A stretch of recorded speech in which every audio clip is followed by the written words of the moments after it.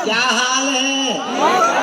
रहना ही पड़ेगा, और कर भी क्या सकते हो। दिन निकल गया, अब रात हमारा भी निकल गया। सुबह से हमको प्रयागराज के पास में एक जगह है मेजा, हेलो वहां पहुंचना था। हेलो सुबह सुबह उड़न खटोला भी आ गया था, लेकिन सिक्योरिटी वालों ने और हमारे भैया ने मना कर दिया कि सिंगल इंजन है।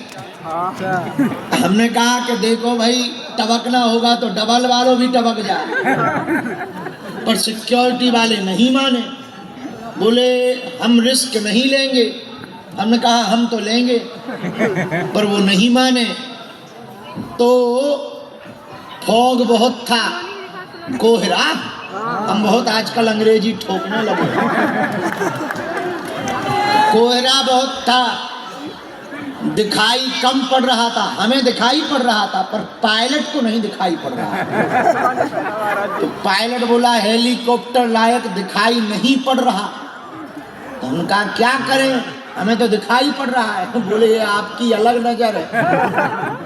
तो हमका भाड़ में जाओ, ठटरी बरा।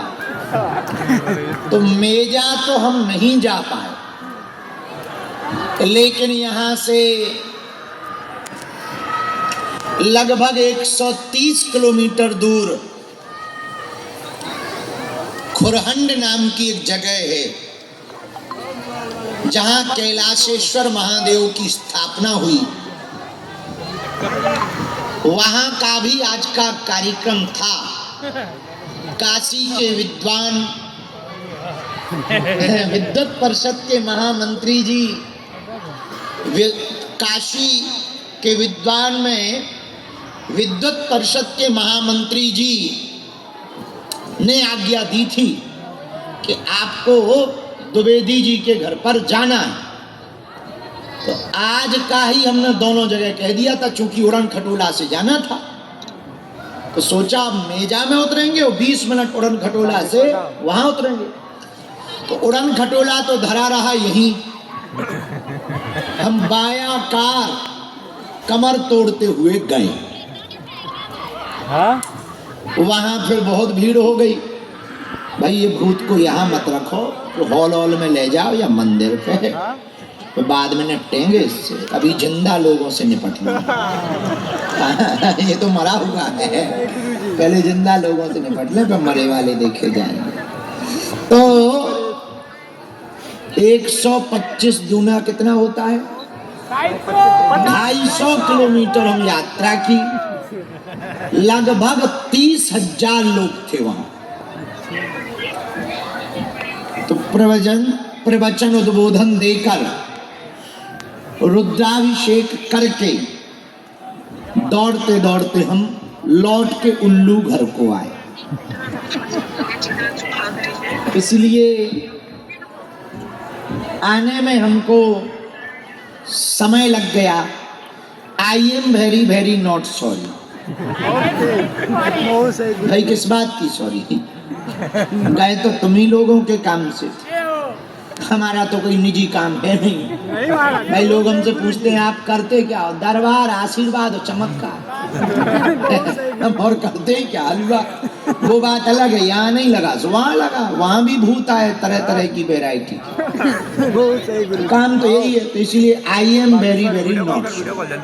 पर ये कह दिया था शाम को आ जाएंगे हम अपनी घड़ी के हिसाब से टाइम पर। जल्दी करना था, 2 मिनट करना।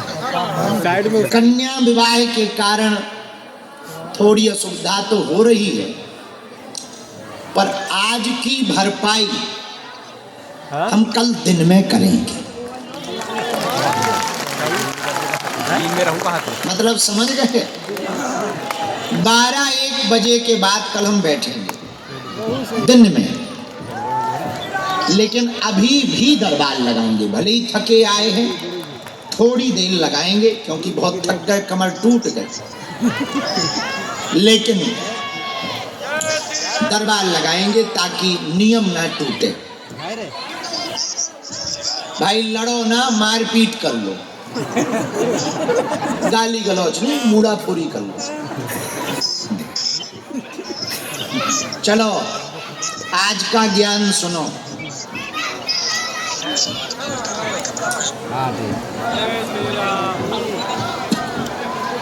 सोच कर बोलो, वरना बोल कर सोचना पड़ेगा।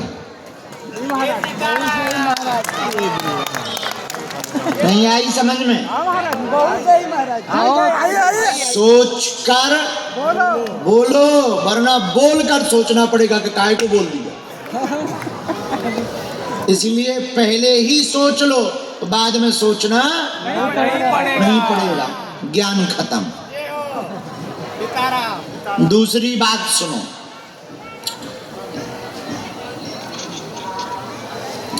शेर पालना, सांप पालना, कुत्ता पालना, पर कमीना दोस्त मत पालना।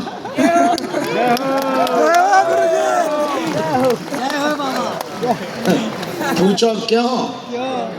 1000 शत्रुओं से ज्यादा खतरनाक कपटी दोस्त होता है। इसलिए ऐसा मित्र ना बनाना जिसके बहुत मित्र हों, और जिसके बहुत मित्र होंगे वो कभी किसी का मित्र नहीं हो सकता। हाँ, जिसकी बहुत लोगाइयां हो वो एक का खसब नहीं रह सकता। या जिसके बहुत पति हो वो एक की पत्नी नहीं रह सकती। ऐसे ही जिसके बहुत मित्र हों वो किसी का मित्र नहीं रह सकता। तो सांप पालो, शेर पालो, कुत्ता पालो, डायनासोर पालो, वहम भी पालो, भ्रम भी पालो, पर ऐसा दोस्त मत पालो जो कपटी हो गए, वरना वो तुम्हारी लुटिया डुबा देगा।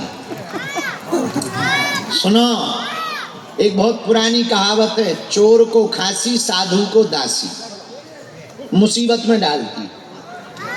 लेकिन इसको हम थोड़ा लंबा जोड़ना चाहें।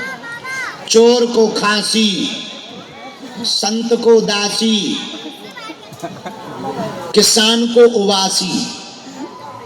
आलस खेती बर्बाद कर देगा। किसान का उबासी, चोर को खांसी, संत को दासी, राजा को गलत सलाह, नेता को चमचे,